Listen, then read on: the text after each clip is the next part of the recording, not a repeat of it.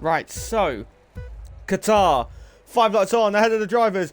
In the floodlights, it's 5 out, and away we go towards the first corner, and it seems to be a decent start by the V-car. They're side by side, medium through the hard tyres. Into turn 1 we go, and round the outside, Gordon will try to hold the race lead. Gordon keeps the lead, and then on the inside, Pablos is trying to get involved. The wheels almost tyre locking, looking around the outside to take second place in the race. He will have the inside for turn 3. It's then going to be side by side towards turn 4. There's a Haas and a Mercedes down at the back on the inside at turn number 4, and then it's going to be the inside once more for turn number 5. Forces is rather wide and gets through on the inside. Side by side action there, but we can see side by side further behind as Pyroskins wanted to defend that, and Hossein men on the inside, and there's contact between the pair of them. Wide goes the Aston. They're going to keep it side by side. Forcing his rival wide, and then diving on the inside. Pyroskins does back out of it after quite the gaining on the Haas. Is Gordon going to try to defend this? Yes, he does. He calls out to the inside, but the McLaren's already there on the inside to take the lead here in Qatar. The Lusail circuit is still our first change of lead today.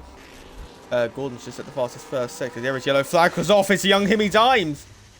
It's a front left puncture. Young Himmy Dimes in the Ferrari is off. The main straight is going to take that wide line, try and get the better exit on the exit of the corner. He's gaining on Ollie. He pulls out to the inside, almost hits the rear right tyre. Pulls out to the inside. They're going to go side by side through here, are they? No, they went side by side momentarily. And Nissev is through into the top 4 as Arrow is next up to get through.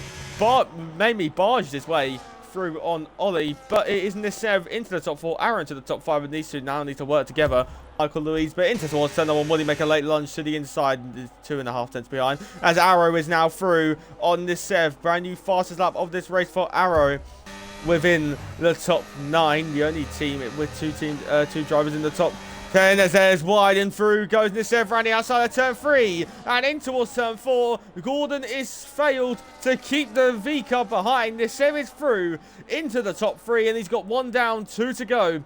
If he is to claim on-track race lead, is completely done and dusted. But look how hard the traction is for the Williams driver. He gets the toe, Michael Louise, but then Nissev, has he got the straight line speed? He hasn't. Now Michael Louise will have to try and defend this. What way will he go? Inside or outside? He moves to the inside, but Nissev's brave enough to dive on the inside and go through on the Williams. 2 down, 1 to go here in Qatar, as now here comes Gordon trying to get in on the action. As round 10 5 we go, and drifting away and spinning round goes Arrow. The Ferrari, the second one, is sent spinning and drifting away. He's hit the rear of Gordon, and he is sent tumbling down the order, and is now going to be probably looking at over his shoulder to not finish in the top 6. And it's normally been between Pablos and Gordon, but now it's Pablos v Nissev. As towards turn 1 we go, and through into the race lead goes the V-car. Pablos to try to brake late, but the medium tyres just offer so much more grip. It is powerless to defend against the V-car, but Nissev takes the lead in Qatar with 5 to go. If you're on about Michael Louise, no, it wasn't his first pit stop. That's his second pit stop of the race. But Gordon's gaining on the McLaren. And the McLaren's looking to defend this. Around the outside, Gordon will go, and will the McLaren concede the place? Yes, he will. Late on the brakes goes Gordon, and into the lead of the race goes Gordon. And maybe it's looking good now. Maybe the Haas driver is there to try and get his first win of the season, and his first win in a little while. Last time that Gordon had won was the finale in this track last season. Qatar, the Qatar King, rounds the final corner, and under the floodlight for the first time this season, it's not a Red Bull powered car winning. Gordon wins the Qatar Grand Prix ahead of Nissev. Pablos in third for the second race running, but it's Gordon on top for the second race running in Qatar. 2 Qatar wins in a row. Arrow out of the final corner. This will be tied between the pair of them. If we now go over the line between the pair of them, I think it is just going to be Kevin Cow in 4th. WH Arrow will finish in 5th. Payot's King over the line will finish in 6th behind. Will finish in 7th, sorry, behind Michael Louise due to the penalty. Ollie in 8th.